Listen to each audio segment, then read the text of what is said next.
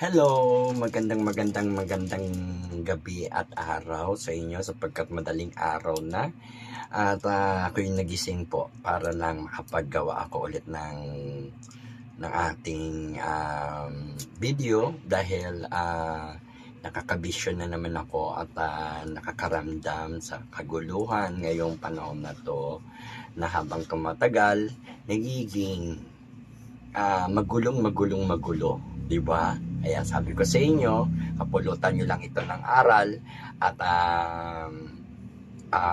may kanya-kanya kayong opinion, gawin nyo lang gabay ang aking panguhula para sa inyo.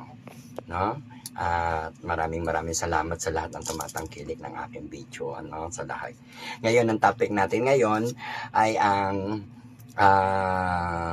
meron kasi nag-chat sa akin na sabi hulaan ko daw naman ngayon yung taong bayan. O yan. So ito para sa taong bayan. Ngayon kasi makikita natin ngayon dito kung ano yung mga nangingibabaw na energy sa mga taong bayan. Yan. Focus tayo sa taong bayan. No? Hulaan na natin yung taong bayan. Ibig sabihin, ito tarot card reading natin yung taong bayan. Yan, tingnan natin yung nangingibabaw na energy ng mga taong bayan, kung ano na yung mga nararamdaman o na nangyayari sa kanila ngayon.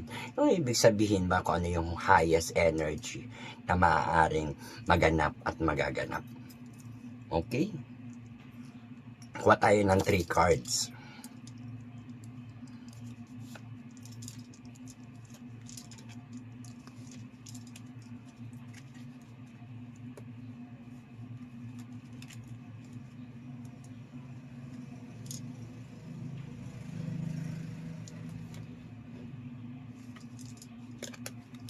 Ayan, medyo kinilabutan ako. May laman tayo ito. Pakinggan nyo ito mabuti Meron kasi dito na balance o justice, no? Or tinatawag natin ng tinitimbang ang bawat isa, no? So dito ay paninimbang or tinatawag na timbangan at pagtulong or tinatawag natin na may dalawang uri ng tao na sinasabing isang pwedeng tulungan, isang hindi, isang positive, isang negative. Pero lumalabas dito na ang pag-iisip ng mga tao ay tungkol sa pangbubudol or tinatawag na scam. So ayan, lumalabas po dito yung maaaring mga magkaroon na ng mga desisyon ang tao or nasa mga isipan ng mga tao yung mga kaguluhan ng corrupt, scam at saka yung pagtulong sa mahihirap. Yan. Kasi kailangan ng mas mananaig yung balanse nito sa pagtulong sa mahihirap.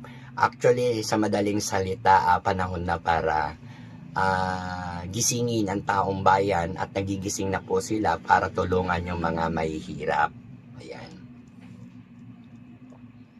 Ayan.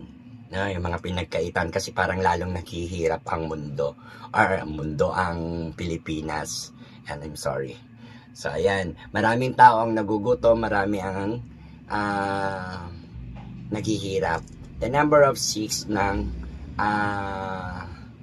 money, ito yung bad, no? Bad sign ng money. Ibig sabihin hirap yung pera para sa pantulong sa mga tao.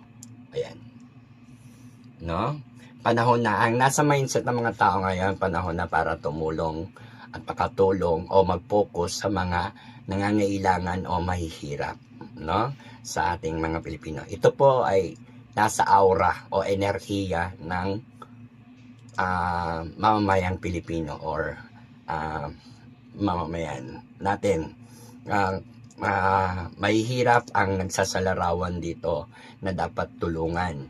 So, may isang tao na titindig para pukusan yung mga mahihirap para tumulong. May mga tao na handang tumulong sa mahihirap, kaya yun po dapat ang iboboto natin, hindi yung mga hindi karapat-dapat na walang malasakit sa mga mahihirap. So ayan, no, naghihirap na kasi yung mga Pilipino. Kaya kailangan ng tulong ng isang tao na ilalagay natin sa posisyon na makakatulong sa mga tunay na pagtutok sa mahihirap. So, ayan. Actually, ito naman yung second card. Hindi ko alam kung hindi ko alam. Tawag ito, hindi ko pa kaklaruhin masyado yung point nito, pero nakakakita na ako dito ng the high priest. Ibig sabihin, isang babae yung uupo sa trono. Ayan. Ano? No? Dapat presidente. Kasi ito yung tinatawag na BNJ is in Bad Jude at saka yung Bless of Jesus. So, positive, negative. Pero mukhang mauupo na ang babae sa pwesto. May babaeng mauupo sa pwesto. Ayan. Ayan yun. Ito yung mga nasa isip ng mga taong bayan. Ano? Kasi ito yung sinasabi ko sa inyo. Itong hula ko na to para sa taong bayan.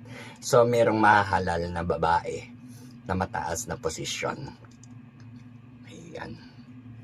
Okay. Indirect na natin to, ha? May chance na may karoon ng tawag dito, pagpapalit ng Pangulo. Ayan. Babae to. No.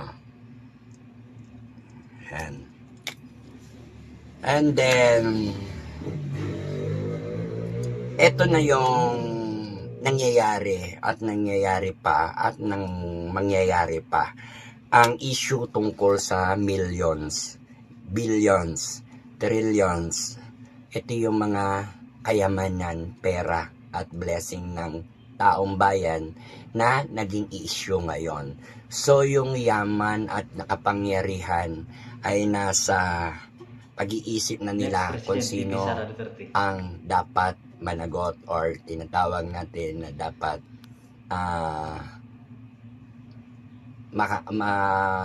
matukoy nila.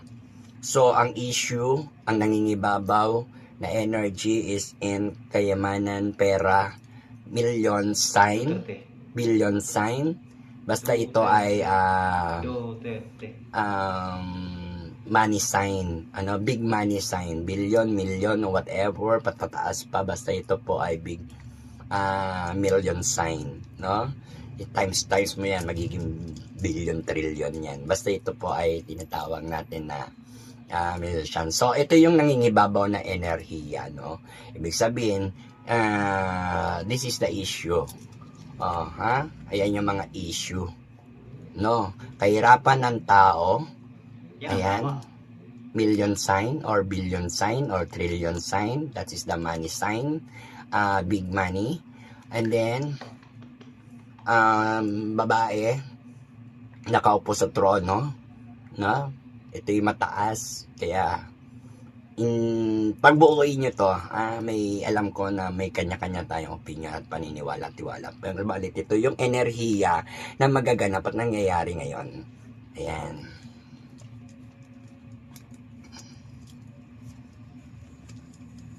Ito, million sign yan, no? So, ito yung mga nangingibabaw na enerhiya. Ibig sabihin, nagaganap na nangingibabaw malakas, no? Ito yung malakas na enerhiya ngayon.